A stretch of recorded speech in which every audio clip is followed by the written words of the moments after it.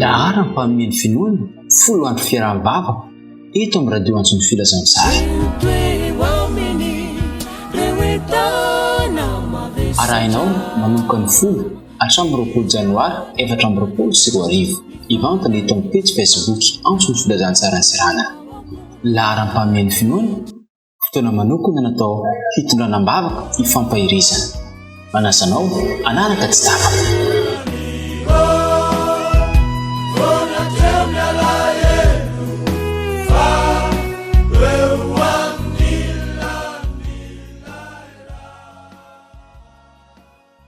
Tonga amin'ny andro fahasivy itsika amin'ity folo androm-bavaka ity. Tsy diso anjara ny amin'ny fanarahana azy ianareo ary fifaliana ao anay ihany koa ny miaraka aminareo ao anatin'ity sivy andro ity. Izahay sy ny namana tantely dia faly miarabantsika tsirairay avy hiaraka iombam-bavaka eto isika, hanovo hery isika, handray fahasoavana ihany koa. Ka mialohan'ny hanomboantsika azy dia mangataka antsika hanondrika alohantsika mba vavaka.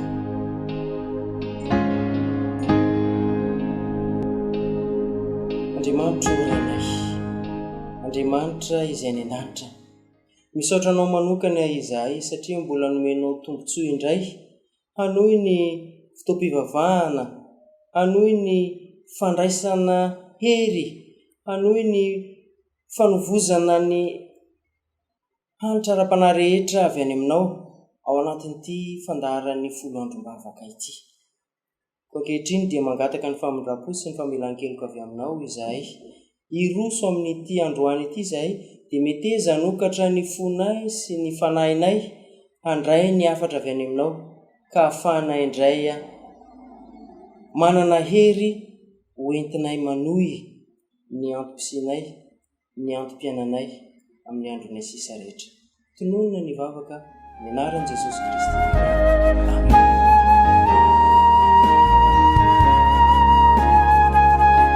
Andro fahasivy androany mitondra ny lohateny hoe ny fitahiana ao amin'ny sabata. Ny fitahiana ao amin'ny sabata. Misy tokisy 9 fototra izay hovoizitsika ao anatin'ity andro fahasivy ity namana tantely. Ao amin'ny Isaia 7:15, 7:17 sy ny 14. Hovakitsika amin'ny anaran'i Jesosy izany. Isaia 7:15, 7 sy ny 14. Raha miaro ny tongotrao amin'ny sabata ianao ka tsy manao izay tianao amin'ny androko masina, ary manao ny sabata hoe fahafinaretana, ary no hamasin'i Jehova hoe mendrika ho hajaina ka manome voninahitra azy, ary tsy mandeha amin'ny lalanao na manao izay tianao na miteniteny foana, dia hiravoravo amin'i Jehova ianao, ary asandratro ho amin'ny avoana amin'ny tany ianao, sy ho fahanako amin'ny lovan'i Jakoba rainao, fa ny vavan'i Jehova no efa miteny. Raha ijery manokana isika dia inona moa izany ny tena tombontsoa azo ao anatin'ity fitandremana ny sabata ity?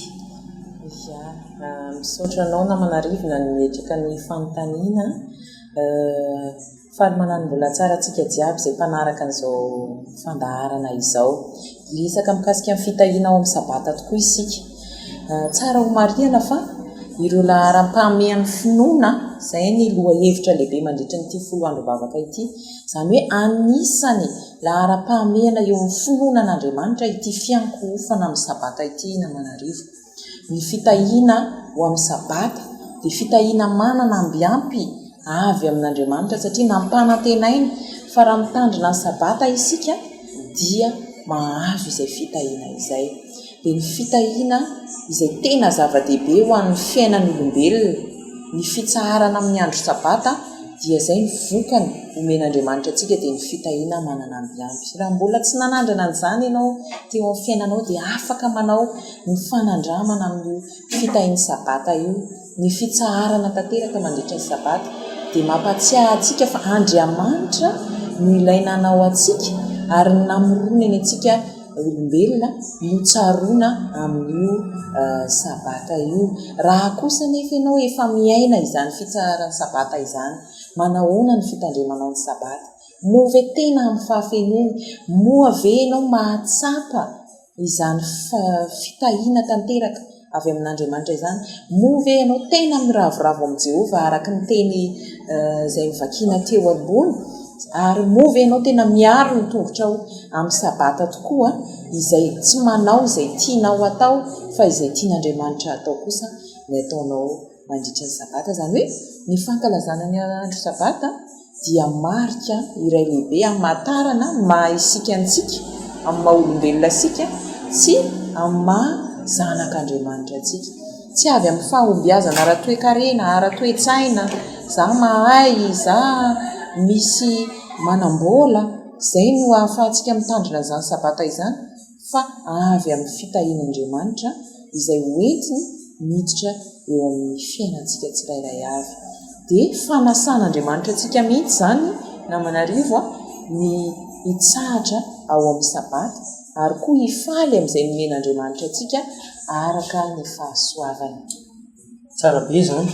Amin'izao fotoana izao tokoa dia fa miaina ao anatin'ny rotoroto ny tsirairay avy, araka ny fomba filazan'ny zareo any ivelany hoe miaina ao anatin'ny atao hoe siècle de vitesse isika, ary dia io fitsaran'ny sabata io no tombontsoa anankiray mba hitoerantsika indray, hanovozantsika hery, tsy hery ara-batana ihany fa ny hery ara-tsaina sy ny hery ara-panahy ihany koa. Fa ity ny zavatra lehibe ihany koa izay misongadina tombontsoa azontsika amin'ny fitahiana manokana, azontsika amin'ny fitandremana ny sabata, dia eo isika no miaraka mifaly amin'Andriamanitra. Tsy Andriamanitra irery no iarahantsika mifaly koa nefa, fa miara-mifaly ihany koa isika amin'ny ankonantsika, amin'ireo namantsika izay vizan'ny rotoroto nandritra ny herinandro, dia tonga io fotoana io dia miaraka mifaly isika. Vizaky ny azakazaka sy ny rotoroto dia tehitehiny mihitsy ny vatana sy ny sela rehetra hoe mamelamba, hiala sasatra sy hiara-paly koa amin'ny tsirairay avy. Zava-dehibe zany. Fa ny zavatra nasongadina namana tantely teo izay tiako ho tsindriana manokana dia izao hoe izy io ihany koa dia famantarana sao dia mba afaka milaza zavatra manindry kokoa n'izay resaka famantarana izay ny namana tantely. Famantarana hoe isika teo ny amin'ny mahazanak'Andriamanitra. Io ny ahafantarana fa vahoakan'Andriamanitra isika raha mitandrina ny sabata n'Andriamanitra. Dia ny fitandremana ny sabata ampahatokiana sy ampifaliana dia tonga marika iray manan-danja hamantarana antsika fa manompo an'Andriamanitra marina isika. Mihoatra lavitra ny tsy fanaovana asa amin'ny andro fahafito no takin'ny fiazonana ny hevitra ara-panahin'ny sabata amin'ny alalan'ny fotoam-piadanana, fotoan'ny fifaliana ary ny fitoniana tanteraka. Tafiditra ao anatin'izany ny fanaovana plan izay manomana antsika mandritry ny enemana, mandritry ny eninandro amin'ny fiadanan'ny sabata. Araka izany dia tsy hoe sabata ihany vao mahatsiaro ny sabata, fa vao manomboka ny andro voalohany amin'ny herinandro efa mahatsiaro ianao hoe amin'ny sabata dia hiaina fifaliana miaraka amin'Andriamanitra ny tenako.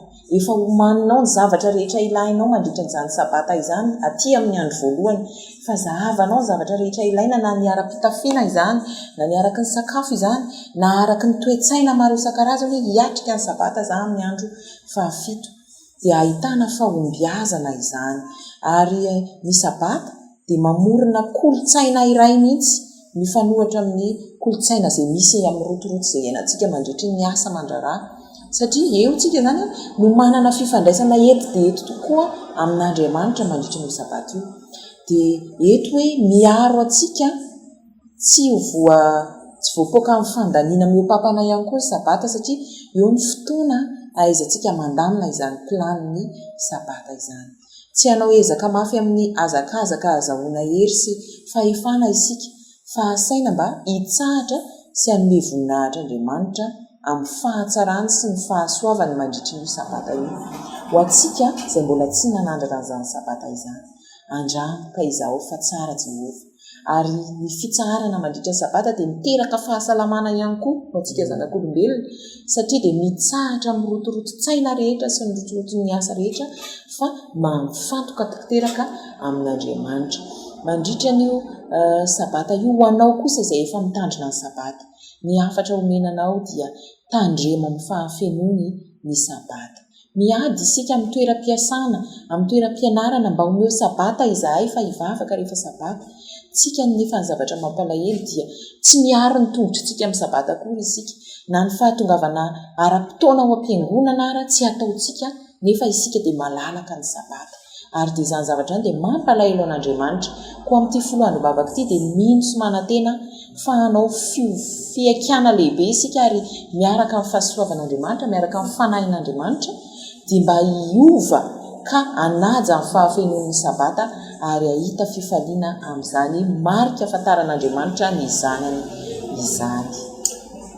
Ny fitandremana ny sabata ho masina izany sy ny fanaovana izany andro izany andro miavaka ho andro manokana ho an'Andriamanitra dia mahatonga antsika ihany koa anana fomba fiainana sy fomba fiainana miavaka tsy mitovy amin'ny andavanandro rehetra. Nafinaritra mihitsy ilay noteneny namana tantely teo hoe io dia anisan'ny ilain'ny fahasalamana ny fitsaharana ary tena marina izany Andriamanitra izay namorona antsika dia tsy manao tao fahatany fa mahafantatra izay mahasoa antsika mikasika an'tia nametrahany an'io andro manokana io tsy andro fatoriana nefa izy io apetraka tsara mihitsy hoe ny fitsaharana izany amin'io andro sabata io dia tsy natao hoe matory ianao manomboka ny zoma alina dia matory hatrany amin'ny 12 atoandro vao mifo fa tsy hoe karazana tomoemem-pona zany hanehoana hakamona io andro sabata io fa araky ny voalaza namana tantely teo aloha dia hoe fotoana manokana izay hiarahanao amin'Andriamanitra mba manana fotoana malalaka zany ianao hifantohana bebe kokoa eo amin'ilay Andriamanitra izay namorona anao satria mandritra ny fotoam-piasana dia tsy hanana fotoana tsony isika hoe anokana fotoana lavabe ho an'Andriamanitra hiderahana azy anaovana hira fiderahana anaovana vavaka mafana hifaliana hiarahana aminy ka io fotoana io zany dia fotoana izay natokana anaovantsika ny an'izay hiravoravona amin'i Jehova arak'ilay vaky teny teo ary ahafana manandratra ny feontsika ho any amin'Andriamanitra dia amin'izay fotoana izay dia hoy izy hoe ireo izay manao an'izay dia fantany manokana fa olony fantany manokana fa azy izay zany ilay nampatonga an'ilay hoe ny fitahiana manokany andro sabata dia ny famantaran'Andriamanitra n'ilay mitsahatra amin'io andro sabata io fa ireto ny oloko fa ireo rehetra izay tsy miravoravo amin'Andriamanitra izany sy ireo izay tsy mitandrina n'io sabata io fa mbola mirotoroto manaraka n'ilay filian'ny asa dia fantatr'Andriamanitra ity dia tsy fa izay miravoravo eo aminy dia fantany fa ireto kosa no ahy. Nafinaritra be izay fandaharana izay ary tsapa fa amin'ny atongavan'ny sabata manaraka dia mino fa ny olona izay manaraka izao fandaharana izao dia hametraka ihany koa ho zava-dehibe io andro fahafito io dia ny andro sabata ny asabotsy io zany ho andro manokana andro miavaka hametrahana fifandraisana miavaka amin'ilay Andriamanitra velona ary ahafahana ihany koa mametraka fa Andriamanitra dia mpamorona.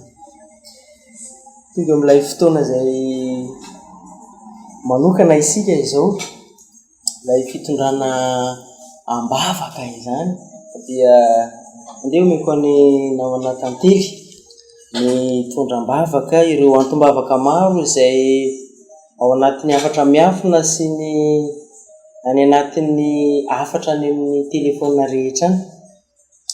Ya hiditra eo amin'izay fitondranam-bavaka izay ary tsika angatambavaka amin'Andriamanitra isika mba homeny sabata ho fahafinaretana ary mba tsy hiteniteny foana mandritra sabata, ary avy eo dia mitondra-bavaka an'ireo antom-bavaka izay eto am-pelantananay amin'ity fotoana ity manentana anao mba hiara hivavaka aminay. Hivavaka isika.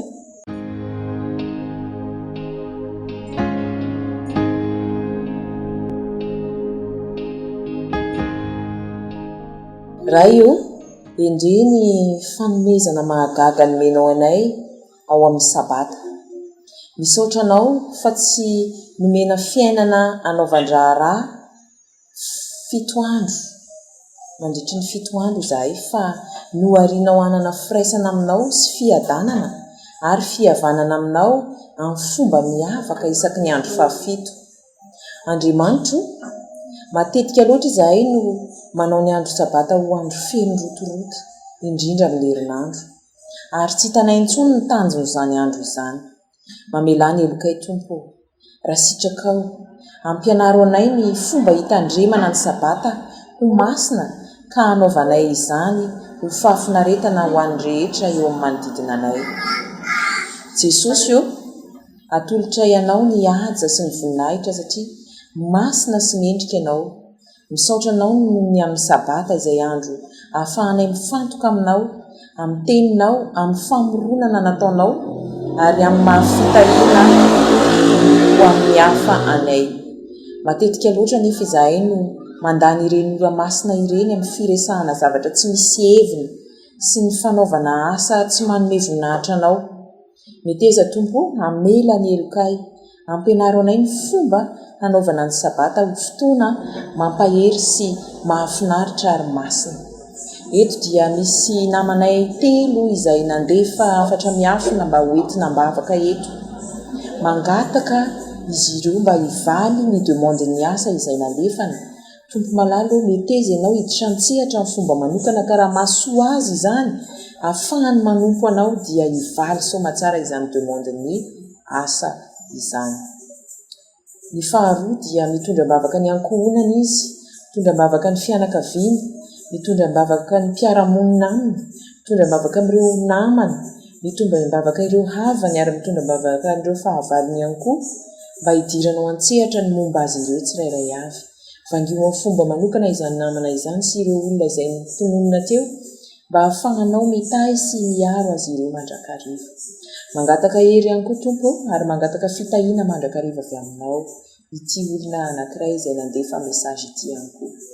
Tompo malalo, izany vavaka rehetra izany dia sandratra eo anatrehanao, ampiana ihany koa amin'ireo asa maneran-tany rehetra amin'ny fitoriana filazantsara dia tahinao ary meteza ianao hitantana sy hiaro ny programa mondiala rehetra amin'ity taona ity.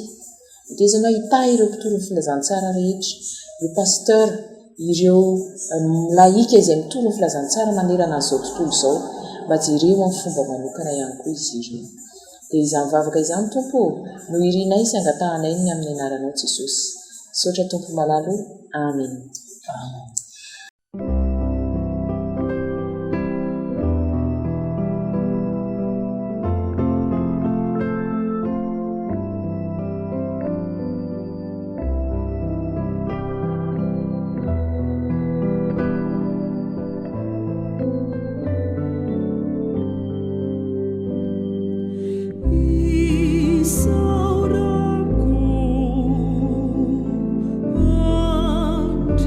Mani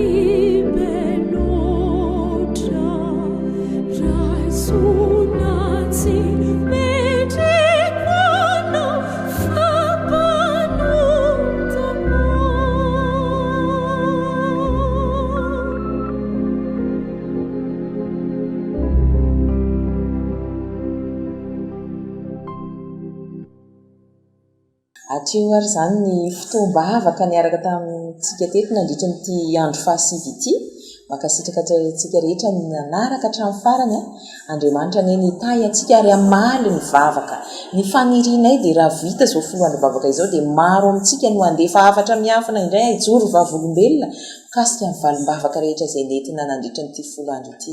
Andriamanitra ne nitahy antsika ny Namanarivo no niaraka tamiko teto tamin'ity androany ity Namanarolay no mikirakira ny marobokotra sy ny nakansary ankasitrahana indrindra amin'izany dia misaotra antsika rehetra ary manao veloma finaritra antsika rehetra. Veloma tompoko. Lahara ny mpanomeny finoana folo andro fiaraha-bavaka eto amin'ny radio Antsony Filazantsara. Arahinao manomboka ny folo hatramin'ny 20 Janoary 2024 ivantana eto amin'ny page Facebook Antsony Filazantsara Sirana. Lahara ny mpanomeny finoana fotoana manokana natao hitondranam-bavaka hifampahirizana. Manasanao anaraka tsy tapaka.